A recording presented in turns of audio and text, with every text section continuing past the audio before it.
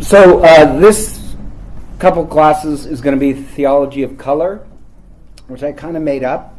But so here's this really interesting thing that, and they've done various experiments like this, and they had 2 bed stores with mattresses, right? But on one store, they painted a wall that was light blue. I ran out. Oh, do we need more? 2 more. Make okay. Copies. Yeah, and it's on. If you go to my computer, okay. It's. Does he want to just take these and recopy these? Or you can take those and recopy them. Let's do it the hardest possible way. So. Okay. Thank you for ruining. I just said, and I'm blonde. So in one store, they painted the wall, the entrance wall, with that people would see with light blue with puffy white clouds. The other store, no color on the entrance. And they had people test mattresses. And they always chose the mattress that was in the puffy white cloud store. And they asked them, they said, do you think our decoration made any sway your decision at all? And everybody would be like, no, I made that decision based on the mattress itself. Well, you know the story. Exact same mattresses. The only thing that changed was this image of white puffy clouds on a light blue background. And they want to think that they made it their decision based on facts, but really the image affected what they chose. And so this is called, I like this, in advertiser marketing it's called persuasion. You know, you have persuasion, but then there's persuasion. And that persuasion is just by the environment, it already narrowed your choices. It's already manipulated your choices by persuasion. Does that make any sense? So they have all these studies on that, and something else that is persuasion is actually color. Color is affecting the way you feel and choose. And so how I came about this class is that they're called the Great Teacher Series. You can buy these classes. And I love study. And so I'm always looking for something to study. And they had this special running, so I decided to buy this lecture series on basically the psychology of color. Now, you know I tend to be a curmudgeon. So, no, don't argue. Don't do it. I'm letting you a secret. I did take the class, but to be honest, I was just going to take the class, and I know me, just to argue with everything in it, because I considered it, the whole concept as BS, but I took the class, and wow, it really did shock me. Color affects us in so many ways. And so color is persuasion, so I so love that class that basically I'm kind of giving it to you guys in a reduced amount, but also like it just amazed me that I'm going to add that class plus kind of the spirituality behind it. So here's the interesting: color is not what you see. I know that sounds strange, but in the 1600s, there was this undistinguished graduate student because of this plague in London. He goes and he starts doing these experiments on color. His name is Isaac Newton. And seriously, I mean, everybody knows Isaac Newton for his math or astrophysics, but the other thing he loves studying is color and theology. And so he experimented a lot with color. And one is he did experiments with prisms. And everybody knows what a prism is, right? So what they thought at the time is that light, pure light, when it shone through a prism, that the reason why it comes up with a rainbow is just because of impurities in the glass. And he's the one who split the prism apart and again, and he's the one who discovered that light pure light is actually made up of all colors. And color is a certain wavelength of light. He's the one who discovered this. The other thing that I just think is kind of interesting is color is not what you think you see. So when you see a red apple, technically the one thing the apple isn't is red. Because what he discovered is that if you see like this blue shirt, well, actually the part that's the wavelength that's not getting absorbed is blue. So the blue bounces back and I can see it. Or a red apple. The color that's not getting absorbed is red.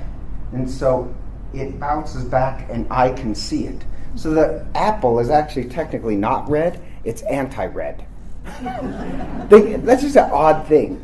And here's the other thing. Our eyes are blind to most colors that are available.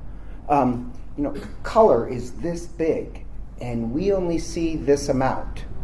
So I love that image that, wow, we're missing a lot of color. Now, most people think color is just seen with rods and cones in your eyes. The reason why we develop these cells that are sensitive to light, then rods and cones that can pick out colors. And human beings, as you know, have 3 rods and cones, or most human beings do. So how does a dog see a rainbow?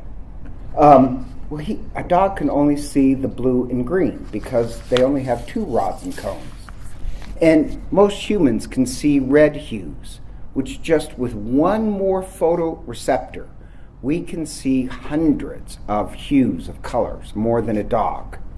A crow has one more than we do.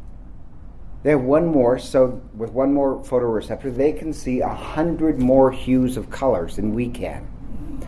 A butterfly has 5. So just think how much color they can see. The animal with the most is the mantis shrimp. Have you ever seen a mantis shrimp? They're enormously colorful. But here's the problem. They should be able to see more colors with the equipment. Because a mantis shrimp has, I don't know if I told you this, 16. I know, we have 3, they have 16. That's just, what does a world look like to them? But they probably can't mix the colors together. And the reason why is that they don't have the brain capacity. To truly see color, you need a lot of brain capacity to put the colors together. Our visual cortex, our brain, if we actually saw everything, we'd have brains the size of E.T. or something. It takes a lot of processing power to put it all together. So we see color or light not just with our eyes, but also with our brains to make sense of it all. So you really don't see color. You don't see just with your eyes. That's the amazing part. You also see with your brain. A mantis shrimp uses color to communicate. So they can flash polarized light and communicate, but it's not sure whether they can mix it up because they have such a tiny brain. So they may not be able to mix it. But here's the odd part. It's how color affects what you experience of the world. So they do all these experiments. This is kind of persuasion, where they did one with color and food, and oddly, color affects not just the way you feel, but also how you act in the world and how you taste and see the world. So the experiment was this. They gave a bunch of people this odorless, tasteless gelatin with no detectable difference in it, except they just added tasteless food coloring to the gelatin. And then they did this experiment of different people from ages, sex, background, ethnicity, to find out what they could taste. And across the board, it's always the same thing. When they added the red, people said it tasted like strawberries. When they added the green, they said it tasted like green apples. When it was yellow, it tasted like lemons. Blue, it always tastes odd to them. we don't like blue food. And here's the amazing part. When they told the participants that the Jell-O is all the same, it just had food coloring in it, people just refused to believe it because they tasted the difference. The elderly didn't believe it, the teens didn't believe it, men didn't believe it, women didn't believe it. They just refused to believe it because they tasted something. Here's the odd part. They did taste something, except the taste wasn't in the food. It was in their brains. People did taste something, but their brains added it. Our brains naturally add meaning to color. And so we taste not only with our taste buds, but with our eyes. Isn't that just amazing? Color is more than just fun. We ascribe meaning to color. Our brains do that. And so you have this huge psychological effect of color on us. And it's persuasion. You think you just operate by clear-cut facts and choices and mechanical tastes, but all the evidence is everything affects it. So like food tastes better, by the way, on white plates. I'm reducing all the studies down. The food tastes better on white plates. If you have a black and white ad, black and white causes people to be more judgmental and fearful. And so hence, political attack ads are always in black and white. It already primes you to be judgmental and think of either or. And so color means different things to different parts of our brain. Color stimulates different parts of our brain depending on the corresponding influence. And so they have what's called System 1 and System 2 in our brains. And so System 1 is unconscious. It's our instinct. It's just the way we're built. And certain things are simply pre-programmed into our brain. That's System 1. And believe it or not, biologically, we have some set meanings to color. System 2, that's under our conscious control. Language is System 2. Riding a bike is System 2. However, with enough practice, System 2 can become instinctual as System 1. System 2 is cultural influences that give meaning to color. Oh, by the way, this is interesting. I think it's interesting. So I have to admit, I do cuss. I know it's harsh. Now I have to go get a donut to soothe myself. You people are forcing me to eat. You could have a stroke. This is amazing.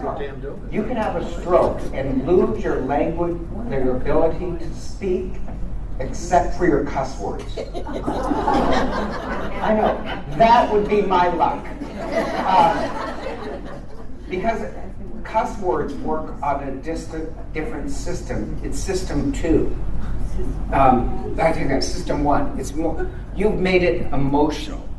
Language is System 2. Does that make sense? But things can become, so you can kind of, with enough practice, switch between them. Think of like swimming. If you swim, you don't have to think of it every moment, you just do it. Language is the same way. It just comes out. Color can be under the influence of System 2 eventually. You're so used to it, it takes on a meaning. Like red means stop, like a stop sign, but you can be so used to that symbol that you can drive home without ever noticing a stop sign. And your body reacted to it.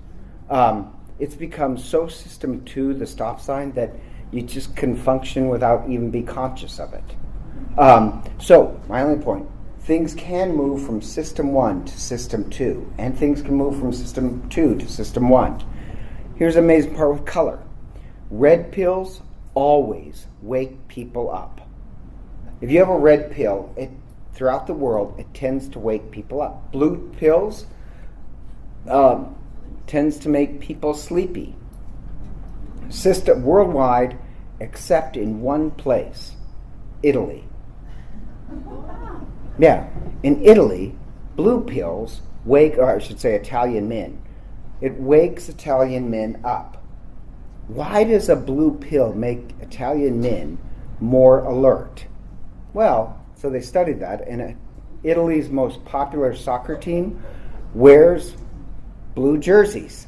And Italian men love this soccer team. And so they get a little spike in excitement just with the color of this jerseys matching the pill. Isn't that amazing? So that's system 2 moving to system 1. And like you can do this with placebo pills, just changing the color, and your body reacts to the system. So, as I said, red pills wake people up. Blue pills make people sleepy. Yellow pills are best at treating depression. Green for reducing anxiety, and white for soothing, such as antacids. But color has context, too. Think of the blue jerseys. Color has meaning based on the context it's being used. So Heinz Ketchup Company, they did this huge market research because they can make actually your ketchup in any color. So they decided they're going to make ketchup even more popular. So they asked kids, what's your favorite color? And by the way, do you know the majority of human beings, their favorite color is the color blue. So all these kids said their favorite color was blue. So they made blue ketchup. Because that should make it very popular, right? But nobody likes to eat blue. And sales plummeted. They put millions of dollars into making blue ketchup that nobody wanted to buy. So color demands on a context. Your favorite color may be blue. That doesn't mean you want to eat it. So anyhow, the context of color, of how it's being used, also affects our moods.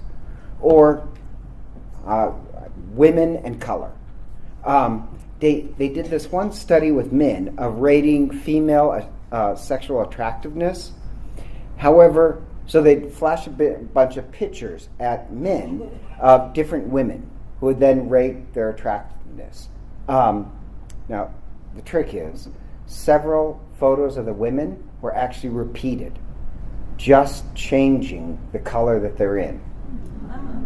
So that's kind of amazing. So, guess what?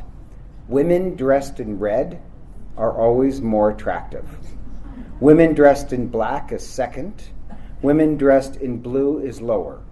So it keeps going on. So women, if you really want to be attractive, wear red. But remember, context is important.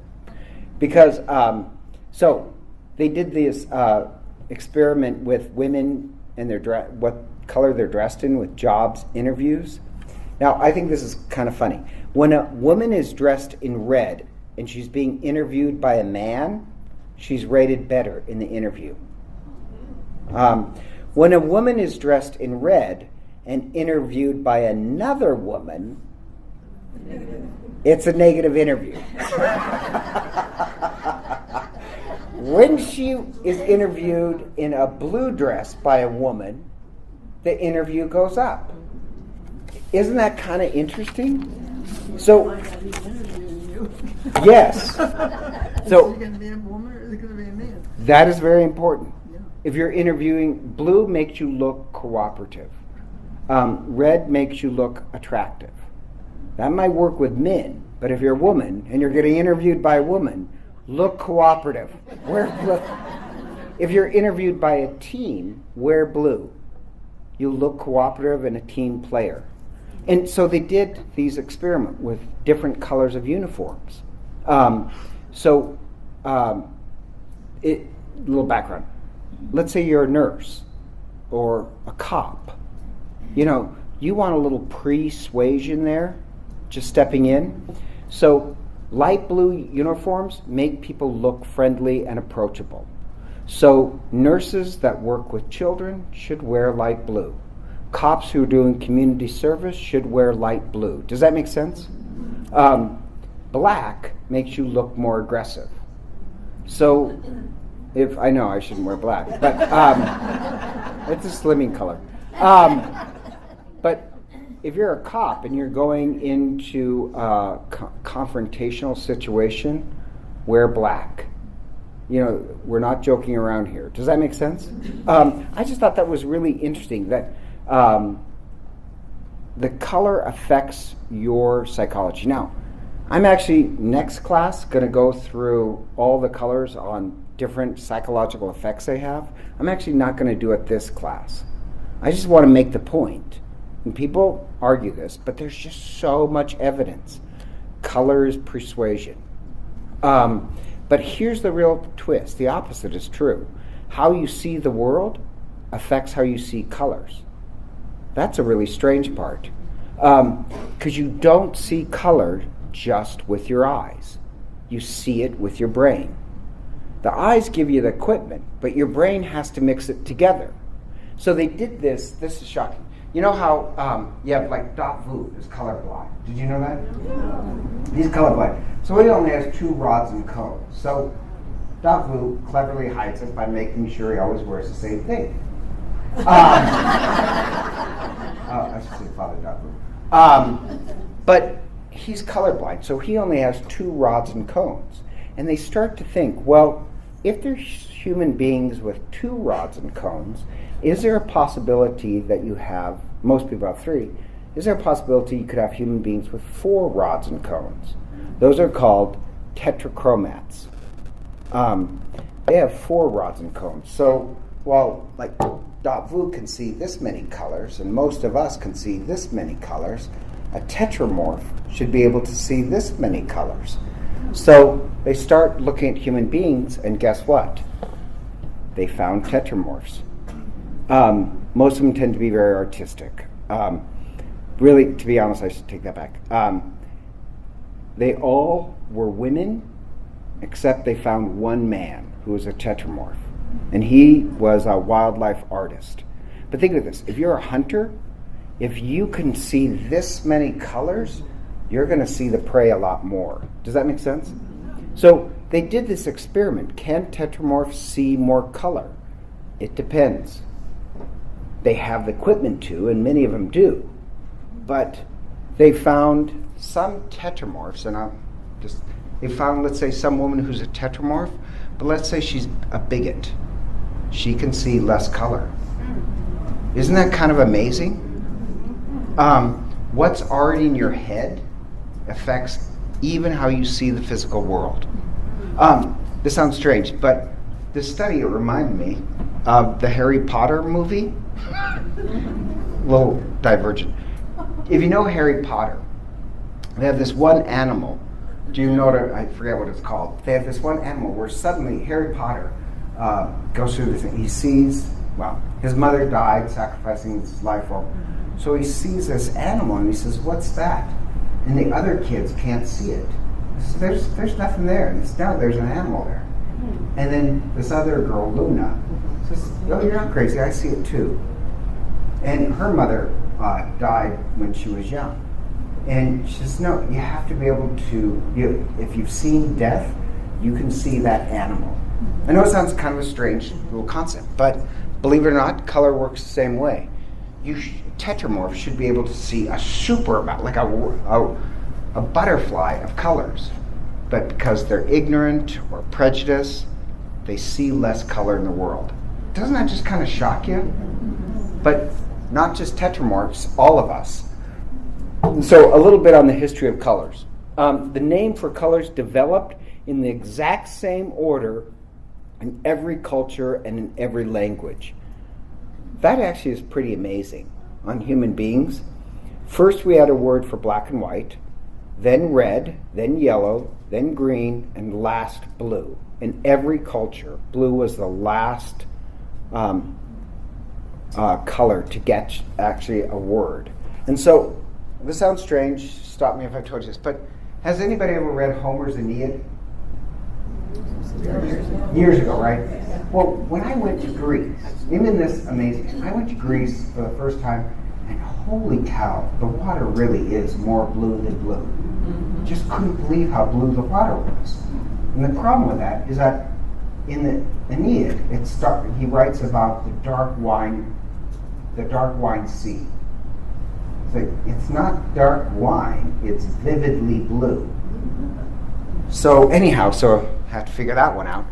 Well, believe it or not, I wasn't the first person to notice that. There was this guy in England who wondered why would you call dark wine sea? Because they're so vividly blue.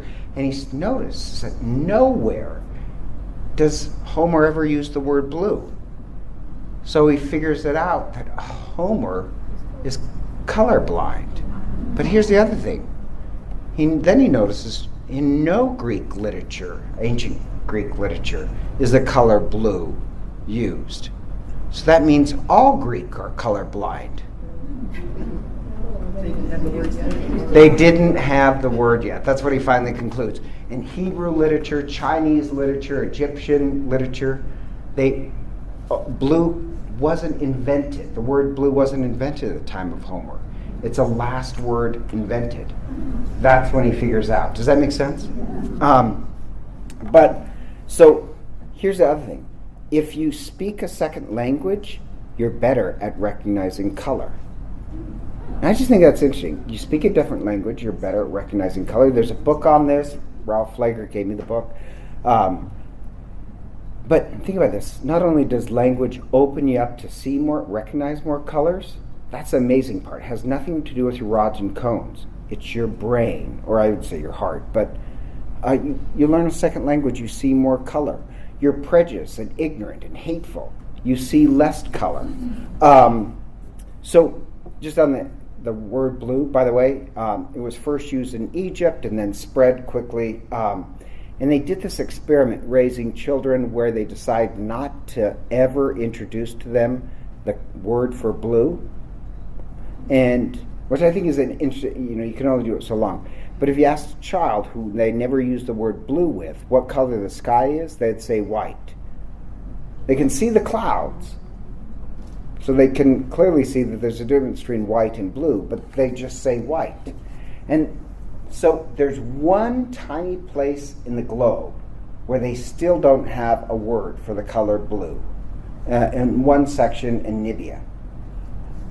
People there don't have a word for the color blue, but they have two words for the color green. Now, our brains are tuned in to certain shades of color, and language helps you recognize color. So now we're going to do this experiment. Hopefully, Jake put the pages right. Don't touch them. Bring him over.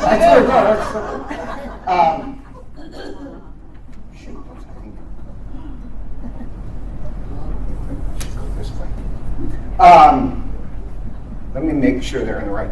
So this is what you're going to do. They have this for the people who have. Oh shoot! You weren't supposed to look at him, Marlene. I saw him looking at him. Okay, I'm going to have to. They were put in the wrong order, so I'm going to redo. Now this is not going to work because I have to check every table. But so we're gonna.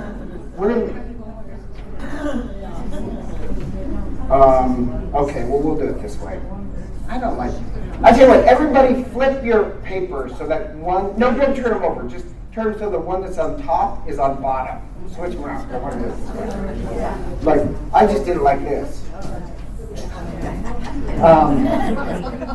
So I tell you what. Now here's the test. What's that? You don't have any papers? Oh, well, you can check on that with your table. So in a second, I'm going to have you turn it over, and when you look at, there's 12 swatches of color on the paper. There's 12 swatches of color, and within a second, you should be able to tell which color is different. So flip it over. Yeah, just the top one. And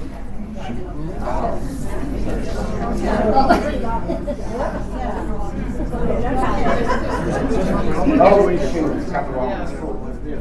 Take, yeah. Okay, don't. Okay, this is, oh, shoot. Okay. They're in different orders. So hold up your paper. Yeah, that's the one that we're supposed to see. Sorry, I should have had it flipped over. So this is the one. So take the other one. Take this both of them.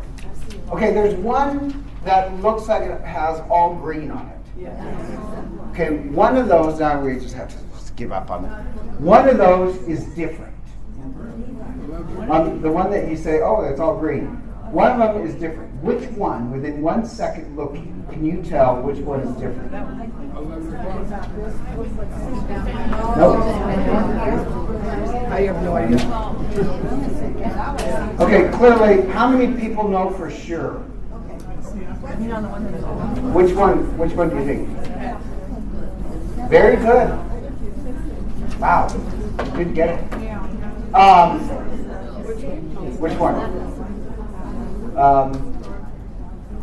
Very good, yes. Okay, so one is different. Now, here's the thing. If the Nibians who have 2 words for green, they can immediately tell which one it is within a second.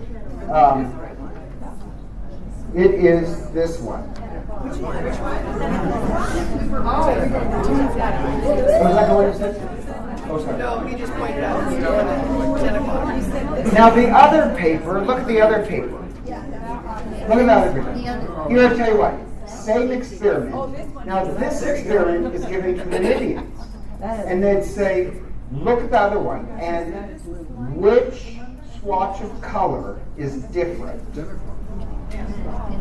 you want me to help you with that one? Go ahead. And you have to figure it out in a second. Which one is it? Good job. To us, it looks blue. It's pretty obvious, right? And most people taking this test said it's this one right here.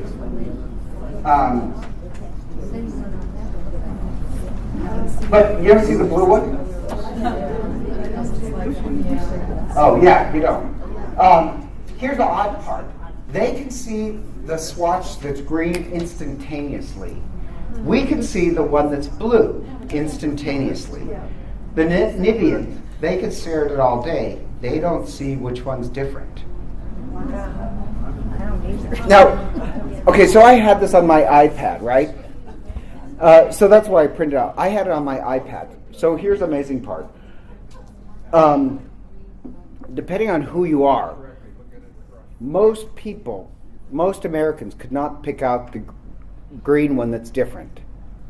But if you speak a second language, your percentage goes up a lot more. So I'm just curious about this. I take it into the office, and I have it on my iPad, and I said, can you tell, because I still kind of think this a little bit, can you tell which one's different?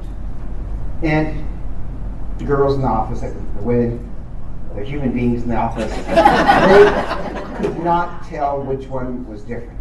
And then Monique comes around the corner. And this is on the green one, right? Monique comes around the corner. Monique's first language is Dutch. She lived in Europe. She comes around the corner and says, what are you guys doing? I said, can you tell which one's different? She says, clearly it's this one. She could pick it out. Wow. Now, why? I don't know. But all they know is that language increases your chance of differentiating. So the amazing part is it's not just your rods and cones. It's also what's in your eyes. Seeing is not the same thing as recognizing. Isn't that just amazing? But I think that's psychologically true, because everyone has faults. But okay, so I had a problem. I had this at St. Mark's. To be honest, I had it at St. Ignatius. And I'm not the best person psychologically to be handling something, but kids get in trouble. That's what they do. I don't know why you people choose to have them. But at St. Mark's and here, usually, especially with Catholic parents, they will hold you accountable. Which makes it great for a school. But occasionally you have parents who, my child is always innocent. And so, well, no, really, in Catholic schools it's kind of rare, but St. Mark's and here have had, really not. Your child couldn't get along with this one. This person said this person said this person said this, and you think the one person that's innocent is your child. I'm going to check one incident. It's always everybody else's fault. Seeing is not the same thing as recognizing. Those parents will never see that their kid is nothing more than perfect.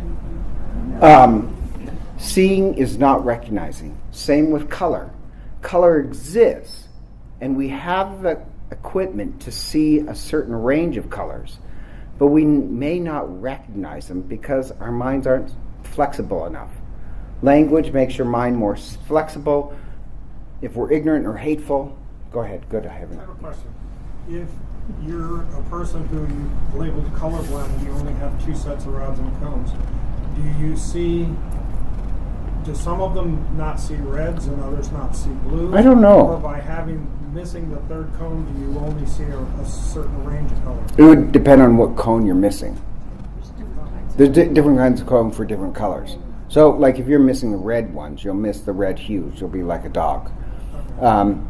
But they also, by the way, have these new glasses that can somehow fix color. Have you ever seen any videos of that? Where it's amazing. I'm trying to get one of my friends to buy it for her husband because he's colorblind. But they have these glasses that will fix being colorblind, and they put them on, and you can YouTube it. It's really interesting. Like this one guy, one grandfather, he puts it on and he starts to cry.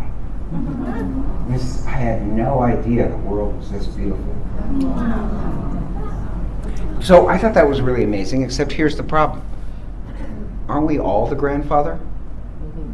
Isn't there a lot more beauty and color that simply our minds and hearts can't pick up? That's my theological view. I think we may be able to see this, but God made a world of color this big. Not just physically, but there's a famous person who said, a famous line that says, we're trapped in a masterpiece and don't recognize it. So, I thought you had a question, Dan. No, I was saying, is it also somewhat physical in that in northern climates you tend to have more of the gray days, the less colorful days. In the tropical climates you have brighter sunlight, the warmer days. And in the cultures themselves, the disparate cultures, you'll see more color in some cultures than in others, in the way they paint their houses. Okay, so he said, is that like in northern you have more monochromatic winters and jungles, more color, so does place matter? I have no idea. I bet it does, except, and I was going to save this for last time, but now you ruined it, Dan. So they also did a test on what geographical area do human beings find the most idyllic to live in. So they just give different geographical photos, not shops. And what is humanity's favorite place? Overwhelmingly. What's that? No. A green savanna. An open green savanna, not a jungle. An open green savanna. I know, I think that's kind of interesting too. Not a desert, but just an open green savanna. Aren't most men colorblind? Actually, I don't know, but I think that's true. Most, I think, isn't it on the woman chromosome, the female chromosome? Yeah, women are not. I was told that the women carry the gene for that. Yeah. It's on the woman's chromosome. And I was also told that men are colorblind. When they go hunting, they can see sharper and faster for hunting. I don't think men are more colorblind. Women pass it on, but it's men. Women pass it on. Good point. That's why there's more tetrachromats that are women. I noticed with this green circle, if you don't pay attention to it and just sort of go across it, it stands out. But if you study and look for it and hunt for it, they all blend together. They're all the same color. Oh, interesting. So it tells me that if you just scan it, your brain is open looking for something, and you can catch it. But if you're scanning, you're trying to limit your Maybe. I don't know. I just thought it was interesting. Monique could pick it out. You refer to the Savannah, and it's hard to believe why people would choose that as number one. How about psychologically or with your brain? It's a much more simple place to be. Yes. And most of us are live in cities. And Well, okay, let's not get in there because that's actually next time. Thank you, Dan, again for ruining. But here, the interesting part is that it got me wondering in this class. I'm going to keep. No, I'm going to talk about that next time. How does color, if color can affect our moods on, like, color can affect your moods, we'll get that more next time. Different colors have different effect on your moods, but also seeing different colors cause you to taste lemon or, strawberry when none is there, or placebos. It makes if color affects us physically, then my question is, how can color affect us to be more spiritual? If we know there's this persuasion in color, can we possibly use this to become more holy, more spiritual? If color affects how I think and feel and act, then how can I hijack this to my advantage? Does that make sense? How can we see the world? Anyhow, I have a theory about this. I don't want to share my theory immediately, but what do you guys think? Can color be spiritualized? And if so, how? Yes. we see it in our current chapel. The way the light has been set up on the blue walls and various things there, I believe, it really stimulates me spiritually when I'm there. Okay, I think that's true. Anyone else? I don't know about spiritually, but working in a hospital, it affects it can affect the health. It does affect. Believe it or not, I was going to say that for next time too. Oh, sorry. I know. That's the part that I find, but I'm going to talk about that next time. But yeah, believe it or not, the color in a hospital has affected, or what you could see affects how quickly your body can heal. Why then is it that you never wear blue vestments? Well, okay, why don't you wear blue vestments? Well, actually, because we want everybody in the world to be on the same page. B, in the early church, Advent, the color of Advent was blue. So at one time it was blue. Advent was called the season of the Annunciation, and Mary wore blue, but only in certain part of the world, not all over the world. And it was more important that we're all on the same page. Okay, so you asked a question. I think that color can slow you down. I think that color can relax you to the point that you're open to the spiritual as opposed to being spiritual. I think that makes a great point. Do you know what he said? He said color can slow you down so that you can be open to the spiritual. You said something else too, but... As opposed to, well, we're also keyed up and we're also wound up for most of our lives that we don't have the ability to open our heads to something that's there, but we aren't paying attention. What you said kind of reminds me of the book The Color Purple, or the movie, where they're taking a walk and these two women are taking a walk and she says, I think when you see the color purple and don't praise God, I think God gets upset. That's why they call it the color purple. There's all this beauty around us, and most of us don't see it. I find comfort every time I go into a church or a cathedral with the stained glass windows, the color that comes from it. She said she loved, I think there is an emotional reason why when you go into a cathedral and they have an overflow of stained glass window and light, I think it affects you. Is that why it's red behind the altar? No, I don't. I'll get into those different colors. No color is bad, but I think it also gets you out of thinking and just into, Okay, I think that is actually really true. I think color gets you out of thinking and into experiencing. Now I'm going to talk about on the third class. Thanks a lot, Catherine. But on that, I do want to touch on that because I do believe that. Here's my problem. If you look at not Ball, but what you're saying, at one point, more the Calvinist branch of Protestantism, they wanted to do away with all artwork, no artwork in churches. That was an anti-Catholic movement because the word is most important.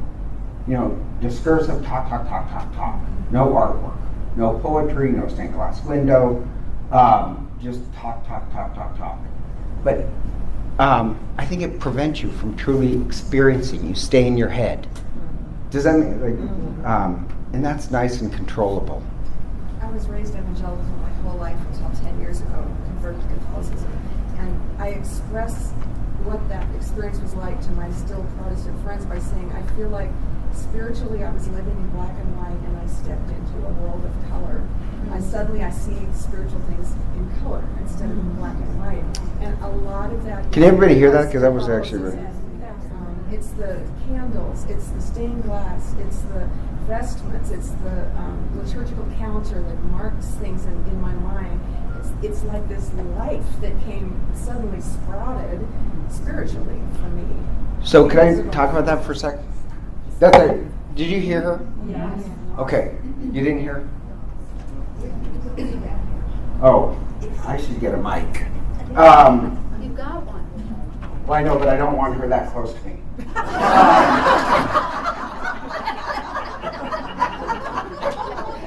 And I'm terrible, man. I always think. What a guy was it? Cindy. Called me that before. I have called you that before.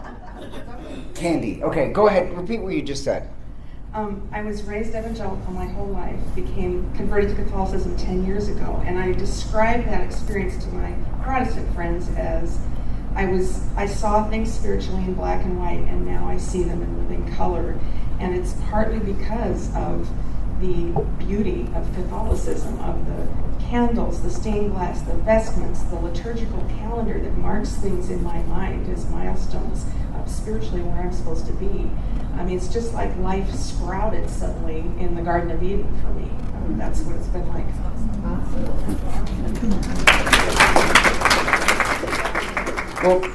Well, yes. Hold on, now you need to talk to me. I got it. Oh. Thank you. When I walk into Holy Apostles, the color is soothing. When I walk into Holy Apostles, the color just envelops you. Are you Italian? It makes you feel like home. Oh, I like that. Did you ask if she was Italian? Uh-huh. It's kind of funny because you... Nah. Well, she's Lebanese. Although they... Anybody else? And then... Oh, so what... Candy/Cindy said.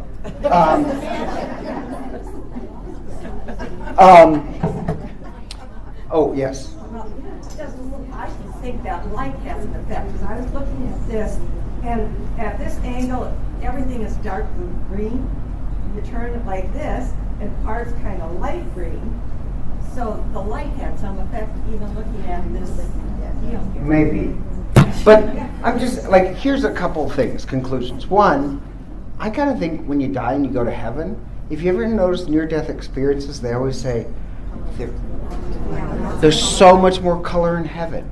I just think that's kind of interesting. And maybe, I think that, that's the curse of God, but maybe there's a lot of color in our life. We've just trained ourselves to see black and white. And here's an interesting study on black and white. So there's this earthquake in Turkey.